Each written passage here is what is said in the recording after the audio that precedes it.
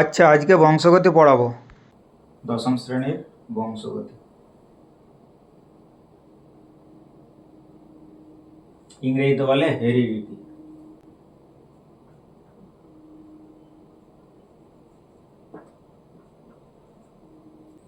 বংশগতি বলতে কি, বংশের গতি, না কোনো একটা বংশ তার গতি বা প্রবাহ, সেই প্রবাহটা উপরের দিক থেকে সবসময় নিচের দিকে যাবে। প্রবাহ বলতে কি বোঝাচ্ছে, এখানে গঠনগত বা চরিত্রগত বৈশিষ্ট্যগুলো পিতামাতা বা জনিত্রী জীবদেহ থেকে অপত্য বা সন্তান সন্ততির দিকে প্রবাহিত হবে। মানে পিতামাতার বৈশিষ্ট্যগুলো পুত্রকন্যা বা সন্তান সন্ততির মধ্যে প্রবেশ করবে, সেটাকেই বলা, সেটাই হচ্ছে বংশের গতি বা বংশের প্রবাহ। তাহলে সেগুলো কিসের মাধ্যমে প্রবাহিত হয়, বা এমন কোন বিষয়গুলো আছে বা কোন জিনিসগুলো আছে যারা ওই বৈশিষ্ট্যগুলোকে পরবর্তী জেনারেশনে নিয়ে চলে আসছে, সেগুলো আসছে ক্রোমোজোমের মাধ্যমে। ক্রোমোজোমের মধ্যে আছে ডিএনএ, ডিএনএর মধ্যে আছে জিন, এবং এই জিনগুলো প্রত্যেকটা জীবেরই পৃথক পৃথক বৈশিষ্ট্য নিয়ন্ত্রণ করে। এক একটা জিন এক একটা বৈশিষ্ট্য নিয়ন্ত্রণ করে। তাহলে এই জিনগুলো পিতামাতার থেকে যখন সন্তান সন্ততির মধ্যে আসবে, তাহলে সেই সন্তান সন্ততির মধ্যে তাদের বৈশিষ্ট্যগুলো প্রকাশিত হবে। এটাই হচ্ছে মূল বিষয়। তাহলে বংশগতি, এখানে আমরা প্রথমে সংজ্ঞাটা জানবো।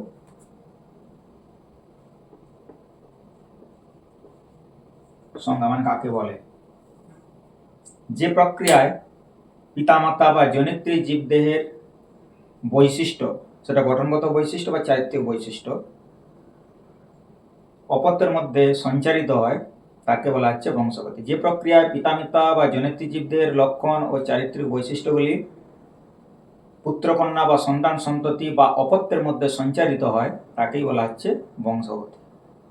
ঠিক আছে? তাহলে এটা কিসের মাধ্যমে আসছে, না ক্রোমোজোমের মাধ্যমে।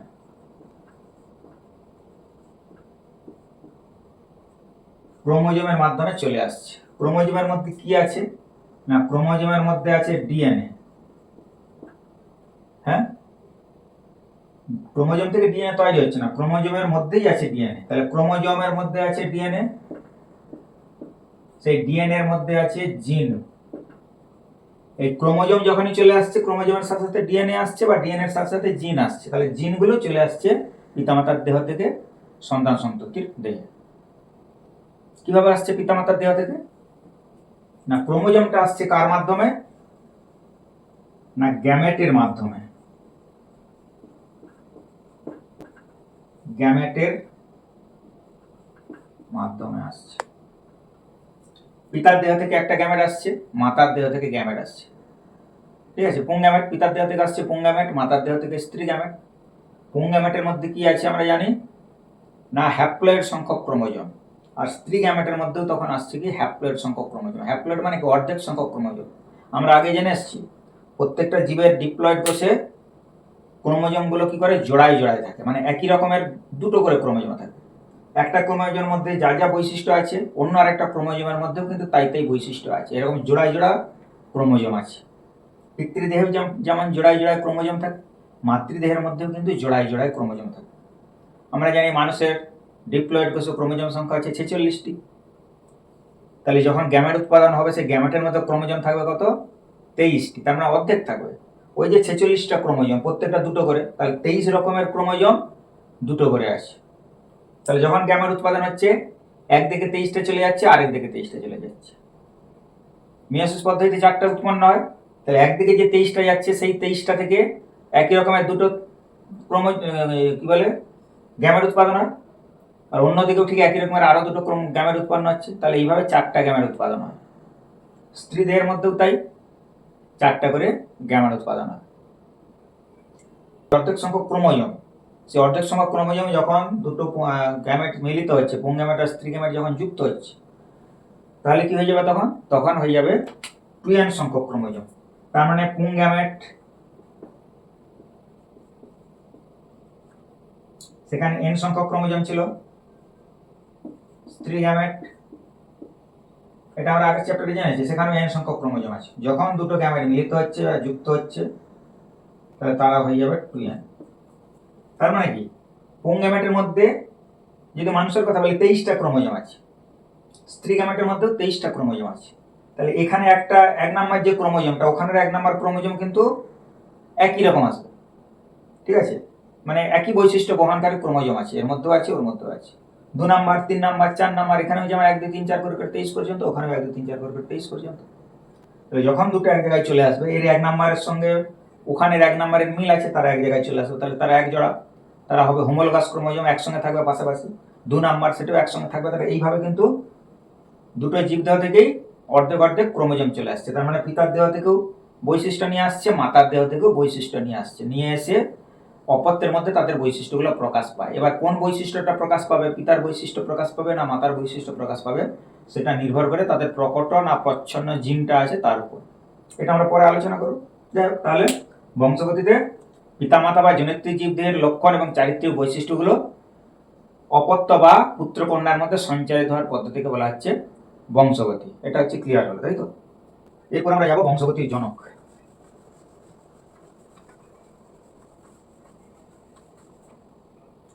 এবার হচ্ছে বংশগতির জনক। এই যে আমরা বংশগতি বলছি, এই জিনিসটা যখন আবিষ্কার হয়েছিল, সেখানে তো কাউকে না কাউকে তো শুরু করতে হয়েছে। অনেক বিজ্ঞানী এটার উপর নানা রকম আবিষ্কার, পরীক্ষা নিরীক্ষা করেছেন, পর্যালোচনা করেছেন। তার মধ্যে উল্লেখযোগ্য নাম হচ্ছে গ্রেগর জোহান মেন্ডেল, আর যেটা হচ্ছে বংশগতির জনক, তার নাম হচ্ছে গ্রেগর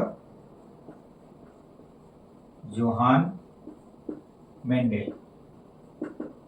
গ্রেগর জোহান মেন্ডেল, এনাকে বলা হচ্ছে বংশগতির জনক। তার মানে বংশগতির উপর প্রথম পরীক্ষা নিরীক্ষা করে এবং সফল হয়েছিলেন তিনি।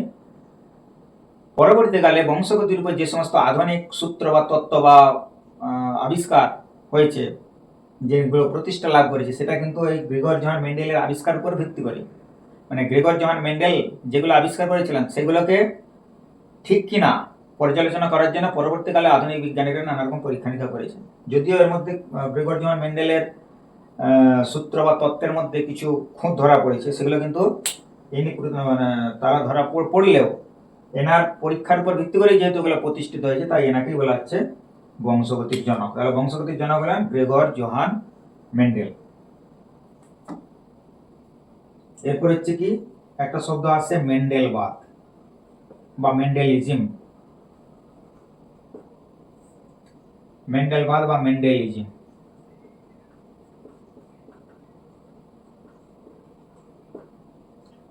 মেন্ডেলবাদ বা মেন্ডেলিজমটা কি জিনিস? আমরা এখানে মেন্ডেলের নাম জানলাম। গ্রেগর জোহান মেন্ডেল বংশগতি পরীক্ষা করে বংশগতির উপর যে সমস্ত সূত্র এবং তত্ত্ব বা যার ব্যাখ্যা যে প্রতিষ্ঠা করেছিলেন, সেগুলোকে একসঙ্গে বলা হচ্ছে মেন্ডেলিজম বা মেন্ডেলবাদ। মেন্ডেল বংশগতি সংক্রান্ত পরীক্ষা নিরীক্ষা করে যে সমস্ত সূত্র বা তত্ত্ব প্রতিষ্ঠা করেছেন বা তার যে ব্যাখ্যাগুলো উপস্থাপিত করেছেন, সেগুলোকে একসঙ্গে সমষ্টিগতভাবে বলা হচ্ছে মেন্ডেলবাদ বা মেন্ডেলিজম। বোঝা গেল? তো এখানে ব্যাখ্যাটা আমরা কি করবো? এই যে বললাম বংশগতি, বংশের গতি, সেটা কিভাবে হচ্ছে আরেকবার বলি। পুংগ্যামেট আর স্ত্রী গ্যামেট, প্রত্যেকটা জীব তার বৈশিষ্ট্যগুলো জিনের মাধ্যমে নিয়ন্ত্রণ করে। মানে জিন যেমন থাকবে, তার বৈশিষ্ট্যের প্রকাশটাও তেমন করবে। তাহলে পুংদেহ থেকে আসবে পুংগ্যামেট, সেখানে কি হবে না, সেই গ্যামেটের মধ্যে তার যে ডিপ্লয়েড সংখ্যক ক্রোমোজোম বা ডিপ্লয়েড ক্রোমোজোম, সেটা অর্ধেক হয়ে আসবে। হোমোলোগাস বা সমস্ত ক্রোমোজোম যেগুলো জোড়ায় জোড়ায় থাকে, সেইগুলোর মধ্যে থেকে একটা আসবে। তাহলে পুংগ্যামেট আর স্ত্রী গ্যামেট, পুং আর স্ত্রী গ্যামেট, এখানে ক্রোমোজোমেন, এখানে ক্রোমোজোমেন, দুটো যুক্ত হয়ে গেল টুয়েন, এটাকে বলা হচ্ছে জাইগোট। সেই জাইগোট থেকে কোষ বিভাজনের মাধ্যমে অপত্য সৃষ্টি হয় বা নতুন জীব সৃষ্টি হয়, অপত্য সৃষ্টি হয়। সেই অপত্যের মধ্যেই দুজনের বৈশিষ্ট্যটা একসঙ্গে চলে আসছে। এই যে প্রবাহ, বৈশিষ্ট্যের প্রবাহ বা জিনের প্রবাহ বা চরিত্রের প্রবাহ, এই যে প্রবাহিত হয়ে চলে আসছে, এটাই হচ্ছে বংশগতি। বুঝা গেল? তো এখানে আমরা প্রথমে কতগুলো টার্ম বা শব্দ সম্পর্কে আলোচনা করব, যেগুলো বংশগতি পড়তে গেলে কাজে লাগবে। এর মধ্যে প্রথম হচ্ছে হোমোলোগাস ক্রোমোজোম। হোমোলোগাস ক্রোমোজোম বা আমরা বাংলায় যদি বলি সমসংস্থ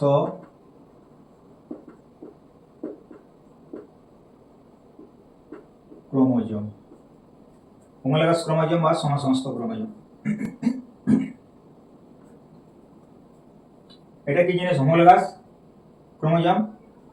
না, প্রত্যেকটা জীবের ক্রোমোজোম গুলো জোড়ায় জোড়ায় থাকে। জোড়ায় জোড়া মানে কি? দুটো ক্রোমোজোম একই আকার আকৃতি বিশিষ্ট এবং একই রকম বৈশিষ্ট্য বহনকারী। তাহলে একই আকার আকৃতি বিশিষ্ট এবং একই বৈশিষ্ট্য বহনকারী ক্রোমোজোম জোড়াকেই বলা হচ্ছে হোমোলোগাস ক্রোমোজোম।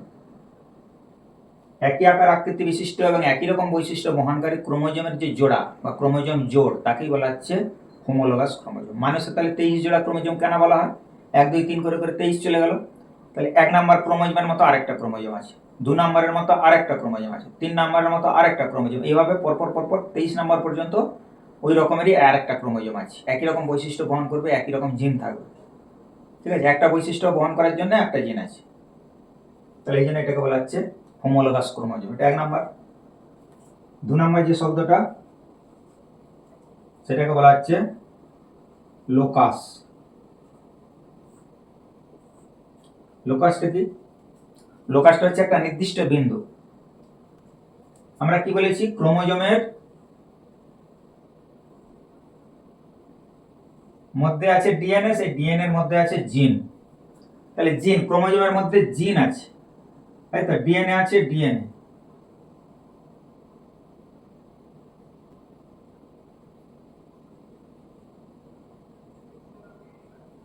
ক্রোমোজোমের মধ্যে ডিএনএ আছে, তাহলে ডিএনএ এর এক একটা পার্টকে জিন বলা হয়। তাহলে যেমন ধরে নিলাম এটা একটা পার্ট, এটা একটা পার্ট, এটা একটা পার্ট, এটা একটা পার্ট। এ আমি ধরে নিলাম, এটা উদাহরণ আছে, এ বি সি ডি। তাহলে এইটা যদি জিন হয়, এটা এটা একটা যদি জিন হয়, আমি ধরলাম বি একটা জিন, তাই তো? তাহলে এই বিন্দুতেই এই জিনটা অবস্থান করছে। তাহলে যে নির্দিষ্ট বিন্দুতে জিন অবস্থান করে তাকে বলা হচ্ছে লোকাস। আমি তাহলে বি বিন্দু, বি ক্রোমোজোম, বি জিনের লোকাস কোনটা? যে জায়গাটা সে অবস্থান করছে। তাহলে ক্রোমোজোমের যে নির্দিষ্ট বিন্দুতে জিন অবস্থান করে সেটাকে বলা হচ্ছে তার লোকাস। বোঝা গেল?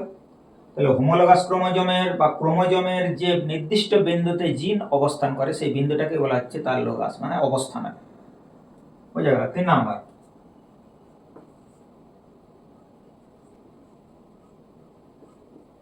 ফ্যাক্টর বা জিন। ফ্যাক্টর বা জিন, এখানে ফ্যাক্টর যেটাকে আধুনিক কালে বা বর্তমানে জিন হিসাবে আমরা প্রকাশ করছি বা বলছি, সেটা কিন্তু যখন মেন্ডেল পরীক্ষা করেছিলেন বা মেন্ডেল তার সূত্র বা তত্ত্ব প্রতিষ্ঠা করছিলেন তখন তিনি ওইটাকে ফ্যাক্টর হিসাবে উল্লেখ করেছিলেন, যেটাকে আমরা পরবর্তীকালে জিন হিসাবে ডাকছি বা জিন হিসাবে সেটাকে বলা হয়, জিন বলা হচ্ছে। তাহলে ফ্যাক্টর বা জিন জীবের কোনো নির্দিষ্ট ডিএনএ যে নির্দিষ্ট অংশ জীবের বৈশিষ্ট্য বহন করে তাকে জিন বলে। ডিএনএ যে নির্দিষ্ট অংশ বা যে বিশেষ অংশ, যে অংশগুলো এক একটা নির্দিষ্ট বৈশিষ্ট্য নিয়ন্ত্রণ করে তাকে বলা হচ্ছে জিন। তাই জিন হচ্ছে বংশগতির ধারক ও বাহক। বোঝা গেল? ফ্যাক্টর বা জিন ক্রোমোজোমের নির্দিষ্ট অংশগুলো নির্দিষ্ট বৈশিষ্ট্য নিয়ন্ত্রণ করে তাকে বলা হচ্ছে জিন। 4 নাম্বার হচ্ছে অ্যালিল।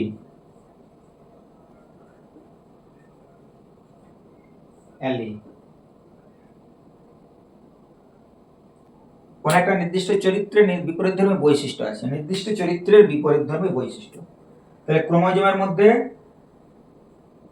একটা নির্দিষ্ট চরিত্রের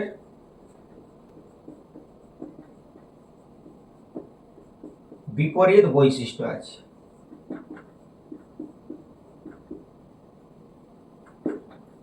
একটা নির্দিষ্ট চরিত্রের বিপরীত বৈশিষ্ট্য আছে। উদাহরণ যদি দিই আমি কি বলবো? যেমন মটর গাছ, একটা গাছ তার দৈর্ঘ্য বা উচ্চতা, আমরা বলতে পারি উচ্চতা, মটর গাছের উচ্চতা। তাহলে উচ্চতাটা হচ্ছে একটা তার নির্দিষ্ট চরিত্র। বিপরীত বৈশিষ্ট্য কি? না, বিপরীত বৈশিষ্ট্য হচ্ছে লম্বা আর বেঁটে।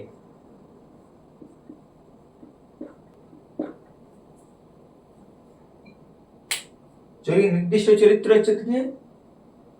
উচ্চতা। নির্দিষ্ট চরিত্র হচ্ছে উচ্চতা, নির্দিষ্ট চরিত্রের বিপরীত বৈশিষ্ট্য।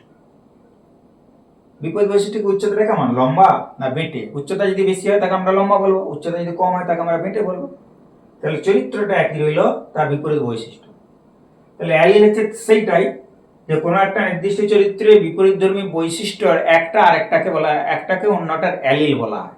যেমন আমি তো লম্বার জন্য যে জিনটা নিয়ন্ত্রণ করে লম্বা বৈশিষ্ট্য, সেটাকে যদি আমরা লম্বা টল টি দিয়ে বলি, ছোট বড় টি, আর বেঁটের জন্য ছোট টি হয়, তাহলে লম্বা বৈশিষ্ট্যের জন্য যে জিন দায়ী সে হচ্ছে বড় টি ক্যাপিটাল টি, আর বেঁটে বৈশিষ্ট্যের জন্য দায়ী জিন যদি ছোট টি হয়, তাহলে বড় টি আর ছোট টি পরস্পরের হচ্ছে অ্যালিল, বুঝলো?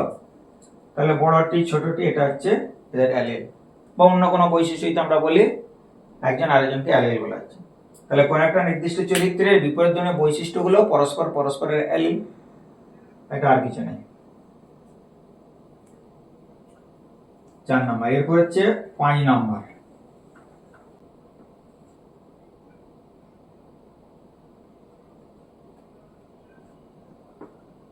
খাঁটি বা বিশুদ্ধ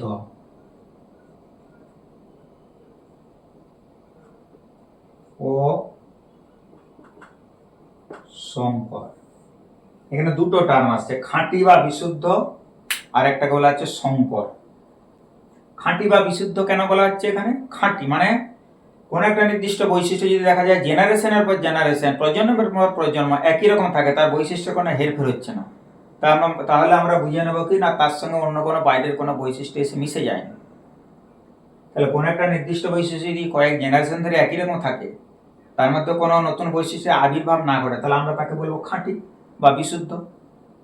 আবার কোন একটা বৈশিষ্ট্য দেখা যাচ্ছে কি একটা জেনারেশনে একরকম ছিল, অন্য আরেকটা জেনারেশনে বা অন্য একটা প্রজন্মে সেটা অন্যরকম হয়ে গেছে, তার বৈশিষ্ট্য বদলে গেছে, তাহলে সে আর বিশুদ্ধ রইল না, সে সংকর হয়ে গেল, মিশে গেছে বৈশিষ্ট্য। তাহলে কোন একটা নির্দিষ্ট বৈশিষ্ট্য যদি কয়েকটা জেনারেশন ধরে একই রকম থাকে, তার মধ্যে যদি বাহ্যিক কোনো বৈশিষ্ট্য এসে মিশে না যায়, তখন তাকে বলা হবে বিশুদ্ধ বৈশিষ্ট্য বা বিশুদ্ধ বা খাঁটি বলবো। আর সংকর হচ্ছে কি না, যখন কোনো একটা নির্দিষ্ট বৈশিষ্ট্য জেনারেশন চেঞ্জ হলে তার বৈশিষ্ট্যের একটা কি বলবো আলাদা হয়ে যায় বা পৃথক হয়ে যায়, বা নতুন বৈশিষ্ট্য আগমন ঘটে, তখন তাকে বলা হবে সংকর। বোঝা গেল?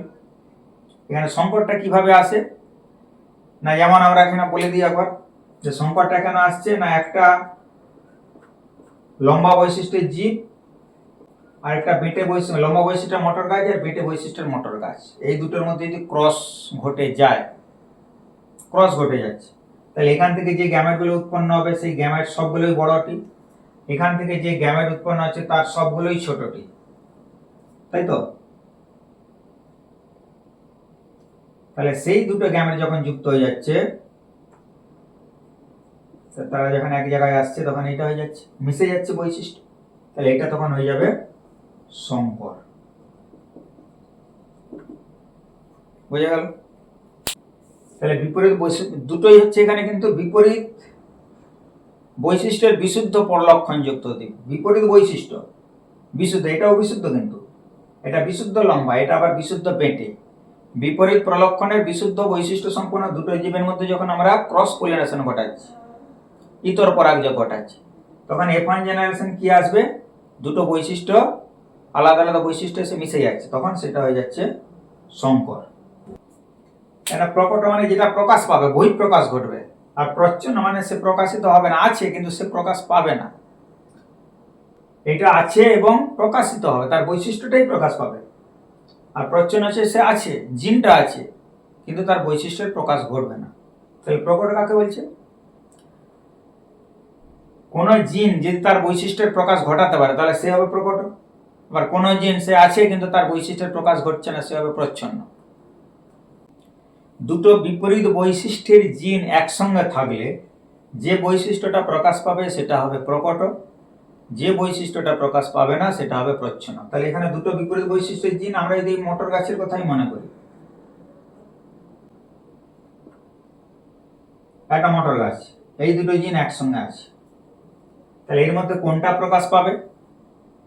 একটা লম্বার বৈশিষ্ট্যের জিন, একটা জিন সে লম্বা বৈশিষ্ট্যকে নির্দেশ করে, আর একটা জিন সে বেঁটে বৈশিষ্ট্যকে নির্দেশ করে। দুটো জিন যখন একসঙ্গে থাকবে তখন লম্বাটাই প্রকাশ পাবে। তাহলে এখানে লম্বা বৈশিষ্ট্যের প্রকাশ ঘটছে, এটাকে বলা হচ্ছে প্রকট। কিন্তু টি থাকলে এই ছোটটি আছে কিন্তু এর বৈশিষ্ট্য প্রকাশ পায়। যে গাছটা আমরা যে বীজটা পেয়েছিলাম সেটা পুঁতলে তার থেকে যে গাছটা বেরোচ্ছে সেই গাছটা লম্বাই হবে।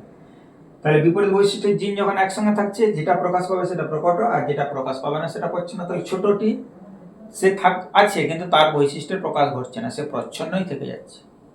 বোঝা গেল? দুটো জিন বিপরীত বৈশিষ্ট্যের জিন একসঙ্গে থাকলে যার বৈশিষ্ট্যটা প্রকাশ পাবে সে হবে প্রকট, আর যার বৈশিষ্ট্য প্রকাশ পাবে না সে হচ্ছে প্রচ্ছন্ন। তাহলে প্রকট আর প্রচ্ছন্ন।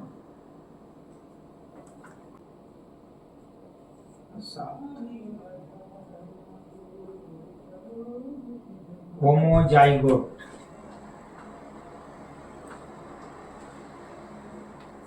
ও হোমোজাইগাস।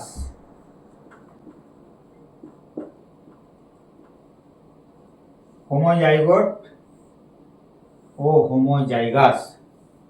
হোমোজাইগোট কোন জাইগোটে যদি একই রকমের জিন থাকে, দুটো জিন একই রকমের আছে, সে হবে হোমোজাইগোট। তাহলে জাইগোটের মধ্যে যদি একই রকমের জিন থাকে, একই রকম বৈশিষ্ট্য বহনকারী জিন থাকে, তাহলে সেটাকে বলা হয় হোমোজাইগোট। আর হোমোজাইগোট থেকে সৃষ্টি জীবকে বলা হয় হোমোজাইগাস। একই রকম বৈশিষ্ট্য বহনকারী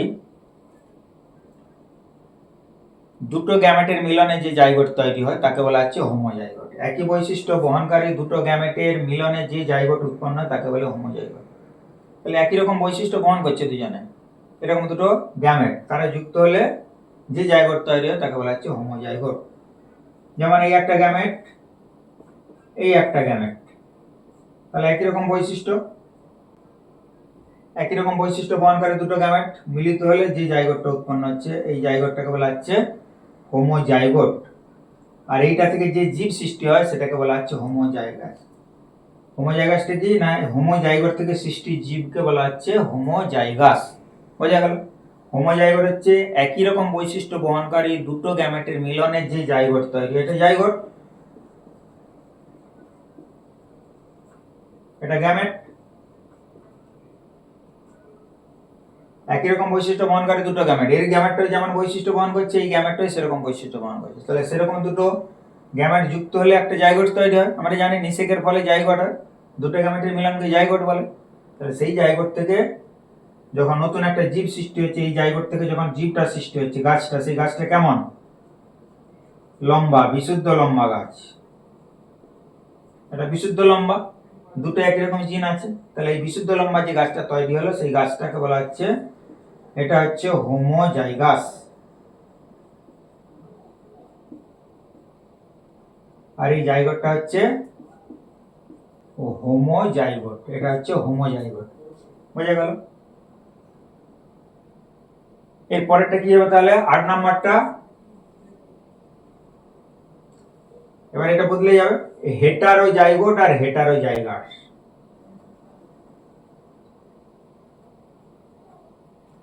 এটা হয়ে যাবে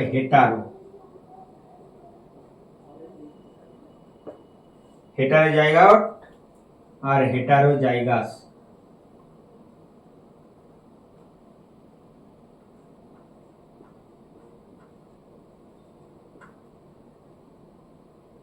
তাহলে হোমোজাইগোসটা কি বলেছিলাম? একই রকম বৈশিষ্ট্য বহনকারী। এখানে কি হবে? নির্দিষ্ট চরিত্রে দুটো বিপরীত বৈশিষ্ট্য বহনকারী গ্যামেট, নির্দিষ্ট চরিত্রের বিপরীত বৈশিষ্ট্য বহনকারী গ্যামেট, বিপরীত বৈশিষ্ট্য। এটা যেমন বড় টি ছিল, এর তাহলে বিপরীত বৈশিষ্ট্য ছোট টি। তাহলে এটা একটা গ্যামেট, এটা হচ্ছে ক্যাপিটাল টি, আবার এটা স্মল টি। তাহলে বিপরীত বৈশিষ্ট্য বহনকারী দুটো গ্যামেট, এটা এক রকমের বৈশিষ্ট্য, এটা এক রকমের বৈশিষ্ট্য, এটা লম্বা, এটা বেটে। তাহলে দুটো বিপরীত বৈশিষ্ট্য বহনকারী গ্যামেট যুক্ত হলে যে জাইগোটটা তৈরি হয়, তাহলে এখানে জাইগোটটা কি হবে? ক্যাপিটাল টির সঙ্গে স্মল টি হয়ে যাবে এটা। তাহলে বিপরীত বৈশিষ্ট্য বহনকারী দুটো গ্যামেট পরস্পর যুক্ত হলে যে জাইগোট সেটাকে বলা হবে হেটারোজাইগোট। এটা তাহলে হয়ে যাচ্ছে হেটারোজাইগোট, হেটারোজাইগোট। আর এটা তাহলে বিশুদ্ধ লম্বা থাকবে না, এটা হয়ে যাবে কি লম্বা? সংকর লম্বা, সংকর লম্বা। এটা তাহলে কি হবে? হেটারোজাইগাস। হেটারোজাইগোট থেকে সৃষ্টি জীবকে বলা হচ্ছে হেটারোজাইগাস। বোঝা গেল? হেটারোজাইগাস। বিপরীত বৈশিষ্ট্য বহনকারী দুটো গ্যামেট যুক্ত হলে যে জাইগোট হয় তাকে বলা হচ্ছে হেটারোজাইগোট। হেটারোজাইগোট থেকে সৃষ্টি জীবকে বলা হচ্ছে হেটারোজাইগাস। ক্লিয়ার? নয়, সংকরায়ন।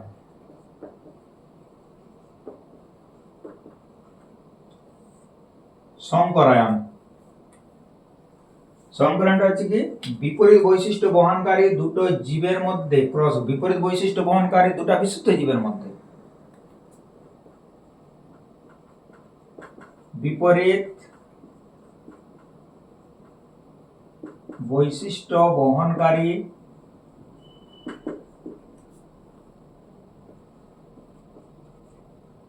দুটি জীবের মধ্যে, সেই জীবগুলো কি হবে? একই প্রজাতি, কিন্তু হ্যাঁ একই প্রজাতিভুক্ত হতে হবে।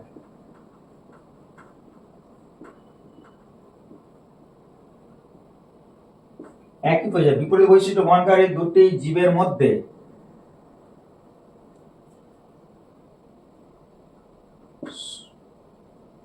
পরনিষেধ ঘটিয়ে বলতে পারি, এটা পরনিষেধ মানে ক্রস পলিনেশন।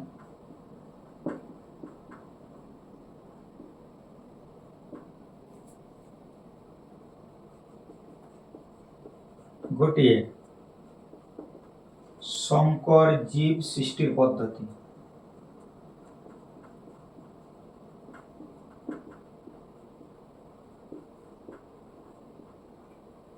পদ্ধতিকে সংকরায়ন বলে। ঠিক আছে? বিপরীত বৈশিষ্ট্য বহনকারী দুটি জীবের মধ্যে, এখানে বিশুদ্ধ হতে হবে, জীব দুটো আবার বিশুদ্ধ হতে হবে। হ্যাঁ, বিপরীত বৈশিষ্ট্য বহনকারী দুটি জীবের মধ্যে পরনিষেধ ঘটিয়ে সংকর জীব সৃষ্টির পদ্ধতিকে সংকরায়ন বলে। তাহলে সেই যে দুটো জীব সেখানে ব্যবহার করা হবে, সেই দুটো জীব কিন্তু বিশুদ্ধ হতে হবে। তার মানে একটা বিশুদ্ধ লম্বা জীব মটর গাছ, আর একটা হচ্ছে বিশুদ্ধ বেঁটে মটর গাছ। একটা বিশুদ্ধ লম্বা, একটা বিশুদ্ধ বেঁটে, তাদের মধ্যেই আমরা ক্রস পলিনেশন ঘটাই। ক্রস পলিনেশন মানে পরাগযোগ। এখান থেকে যে পরাগরেণু উৎপন্ন হচ্ছে বা গ্যামেট, এটা যদি পুং ধরে পুং গ্যামেট, এটা স্ত্রী গ্যামেট, পুং গ্যামেট আর স্ত্রী গ্যামেট। এখানে যতগুলো গ্যামেট উৎপন্ন হবে সবই ক্যাপিটাল ডি, এখানে যতগুলো গ্যামেট উৎপন্ন হবে সবই কিন্তু স্মল ডি। তাহলে তাদের মধ্যে নিষেক যেমনি হয়ে গেল, এটা কিন্তু এটাকে বলা হচ্ছে সংকরায়ন। বিপরীত বৈশিষ্ট্য বহনকারী বিশুদ্ধ জীবের মধ্যে এখানে ক্রস ঘটানো হচ্ছে, কারণ এখানে চরিত্র বা বৈশিষ্ট্যগুলো মিশে যাচ্ছে, এখানে মিশে যাচ্ছে, এই জন্য এটাকে বলা হচ্ছে সংকরায়ন। বোঝা গেল? তাহলে জীবটাকে বলা হবে তখন সংকর জীব।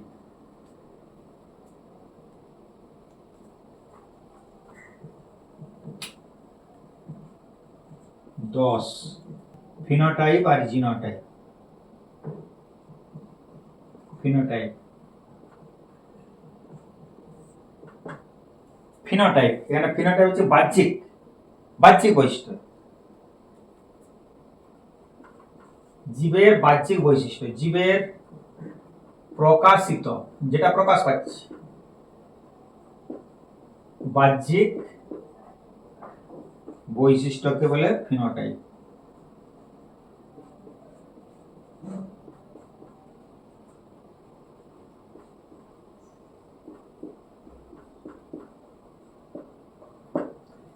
জীবের প্রকাশিত বাহ্যিক বৈশিষ্ট্যকে ফিনোটাইপ বলে, যেটা বাইরে থেকে দেখা যাচ্ছে।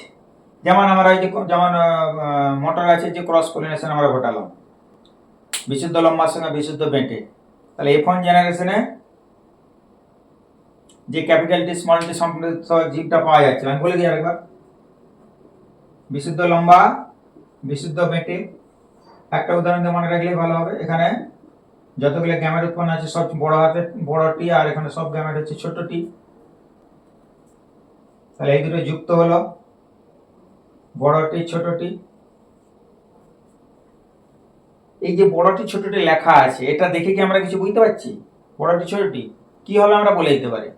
এইটা নয়, বড় টি আর ছোট টি এটা নয়, এই এই যে বীজটা তৈরি হচ্ছে এখানে সেটাকে লাগালে যে গাছটা পাবো সেই গাছটা কিন্তু এখানে লম্বা গাছ হবে। গাছটা লম্বা হলো না বেঁটে হলো, মাঝামাঝি বলে কিছু হবে না, মাঝারি উচ্চতার গাছ, হয় লম্বা হবে নাহলে বেঁটে হবে। তাহলে বীজগুলো লাগালে যে গাছটা পাচ্ছি সেই গাছটা দেখতে লম্বা না বেঁটে, সেই বাইরের থেকে দেখা বৈশিষ্ট্যটাকে বলা হচ্ছে ফিনোটাইপ। এরপর আরেকটা আছে জিনোটাইপ।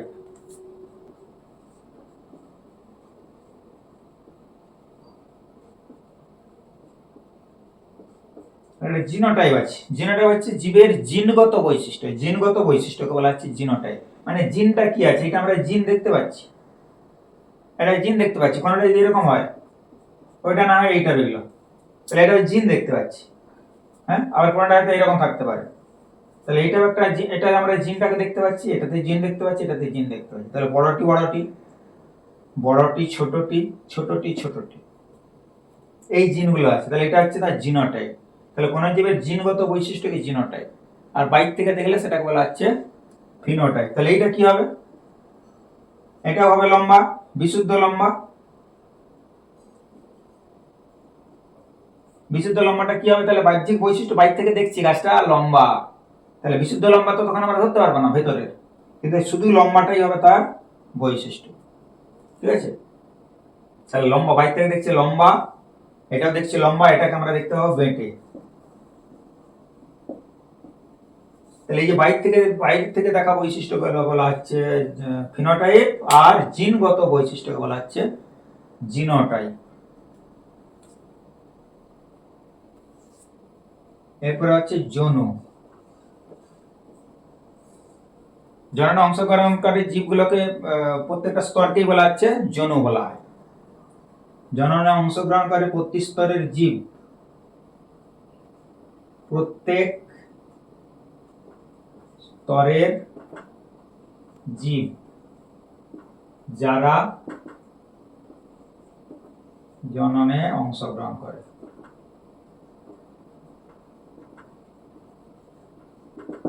তাহলে প্রত্যেকটা স্তরকে বলা আছে যৌন। ঠিক আছে, সেই যৌনের মধ্যে আছে কি জনিত্রী যৌন আছে, অপত্য যৌন আছে। একটা বলা আছে জনিত্রী যৌন, আর একটা বলা আছে অপত্য যৌন। জনিত্রী যৌন যাদের মধ্যে সংকরণ ঘটানো হচ্ছে সেটা হচ্ছে জনিত্রী যৌন, বা ফার্স্ট স্টেজে প্রথম স্তরে যে জননে অংশগ্রহণ তারা জনিত্রী, তাদের থেকে যে জীবটা সৃষ্টি হয়েছে তাকে বলা হচ্ছে অপত্য। যেমন আমরা এটা ধরি, তাহলে এটা হচ্ছে জনিত্রী, এখান থেকে যখন জীব সৃষ্টি হচ্ছে এটা হয়ে যাবে অপত্য। সেই অপত্যের উপর ভাগ আছে F1 F2, F1 F2। হ্যাঁ, প্রথম জেনারেশন, দ্বিতীয় জেনারেশন, ইংরেজিটাকে বলছে ফার্স্ট কি, ফার্স্ট ফিলিয়াল জেনারেশন বা প্রথম অপত্য যৌন। তাহলে এটা জনিত্রী, এটা অপত্য, এটা কি হবে ফার্স্ট ফিলিয়াল জেনারেশন, প্রথম অপত্য জেনারেশন। এবার এখানে কি হবে, আবার এর মধ্যে স্বপরাগযোগ করবে, এটা মানে ক্রস করা হচ্ছে, এটা হচ্ছে স্বপরাগযোগ এবার হবে, স্বপরাগযোগ। এটা আমরা পরে বললে বুঝতে পেরে যাবো, পরে যখন আমরা আসবো, হ্যাঁ, মেন্ডেলের এক সংকর জনন যখন আসবো তখন এটা পরিষ্কার হবে। এবারে স্বপরাগযোগ, স্বপরাগযোগ মানে এই একটা উদ্ভিদই থাকবে, এইটা একটা উদ্ভিদই থাকবে, এই যে উদ্ভিদটা উৎপন্ন হলো সেই উদ্ভিদের মধ্যেই একই ফুলের, একই গাছের ফুলের মধ্যেই পরাগযোগ হবে, সেটা স্বপরাগযোগ। সেই পরাগযোগের পর তাহলে কি কি উৎপন্ন হবে, এখানে দেখতে পাবো কি না, এখানে স্বপরাগযোগের ফলে এরকম দুটো, হ্যাঁ, এটা স্বপরাগযোগ। এটা যদি আমরা এই স্ত্রী গ্যামেট যখন উৎপাদন হবে, এখানে দু রকমের গ্যামেট হবে, এখানে দু রকমের গ্যামেট হবে, এক রকমের বড়টি আর এক রকমের ছোটটি, এখানে এক রকমের বড়টি আর এক রকমের ছোটটি, এই 1 2, এখানে 1 2, তাহলে এখানে চারটা হবে, এখানেও কিন্তু চারটা হবে, আমরা দু রকমের আসছে বলে দুটো দেখে দিলাম। তাহলে সেখান থেকে কি হচ্ছে পরের জেনারেশনে এইরকম হবে, বড়টির সঙ্গে বড়টি যুক্ত হতে পারে, বড়টি একটা উদ্ভিদ, এইটার সঙ্গে ওইটাও যুক্ত হতে পারে, তখন বড়টি ছোটটি হতে পারে। আবার এইটার সঙ্গে যদি এইটা যুক্ত হয়, বড়টি ছোটটি। আবার এইটার সঙ্গে এইটা যদি যুক্ত হয়, ছোটটি। এরকম উৎপাদন হতে পারে। তাহলে এই জেনারেশনটা তখন হয়ে যাবে F2। তাহলে একটা জনিত্রী, তার থেকে F1 বা প্রথম অপত্য আর দ্বিতীয় অপত্য। তার মানে এখানে একটা বিশুদ্ধ লম্বা মটর গাছের সঙ্গে বিশুদ্ধ বেটি মটর গাছের ক্রস করানো হয়েছিল, এরা হচ্ছে জনিত্রী। তার থেকে যে মাঝখানে যেটা এসেছিল শঙ্কর উদ্ভিদ, সেই শঙ্কর উদ্ভিদটা হয়ে যাচ্ছে ফার্স্ট ফিলিয়াল জেনারেশন, প্রথম অপত্য জনু। আবার এই প্রথম অপত্য জনুতে যে গাছটা উৎপন্ন হয়েছে, যে শঙ্কর উদ্ভিদে উৎপন্ন হয়েছে, সেই শঙ্কর উদ্ভিদের মধ্যে কি করা হচ্ছে, সেলফ পলিনেশন বা স্বপরাগযোগ ঘটানো হয়েছে। স্বপরাগযোগ ঘটানোর ফলে যে বীজগুলো উৎপন্ন হয়েছিল, সেই বীজগুলো লাগালে দেখা যাচ্ছে কি সেখানে যে 4টা গাছ উৎপন্ন হচ্ছে, একটা গাছ হচ্ছে বিশুদ্ধ লম্বা হবে, দুটো গাছ হচ্ছে বিশুদ্ধ এই শঙ্কর লম্বা, আর শেষেরটা হচ্ছে শঙ্কর এই বিশুদ্ধ বেঁটে। তাহলে বিশুদ্ধ লম্বা একটা, শঙ্কর লম্বা দুটো, বিশুদ্ধ বেঁটে একটা। এটা হচ্ছে থার্ড জেনারেশন আসছে কিন্তু অ্যাকচুয়ালি, এবং এটা হচ্ছে F2 সেকেন্ড অপত্য। কিন্তু জেনারেশন 1, জেনারেশন 2, জেনারেশন 3, এই থার্ড জেনারেশনটাকে বলা হচ্ছে F2।